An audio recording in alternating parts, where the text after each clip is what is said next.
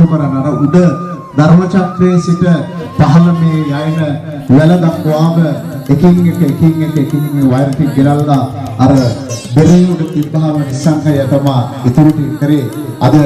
බලන්න ඊයේ එළි වෙනකම් මැදවල රජ මහ විහාරයේ වෙසක් පුර පසළොස්වක් පොහොය දවසේ ඉඳලා තනියම මේ තොරණක් බාරගෙන වැඩ කටයුතු කරලා අද මං කිව්වා මට ඕනේ අද පුතා එනිසා අද උපංගොත් ඵලයන් ගැන නිසංකය කියා නේද නිසංකය කියා පුතා මට අද දීලා නිසා මේ එකයි අපි කියන්නේ අපේ රටේ දක්ෂයෝ ඉන්නවා දක්ෂයෝ ඉන්නේ අස්වල මොළුවල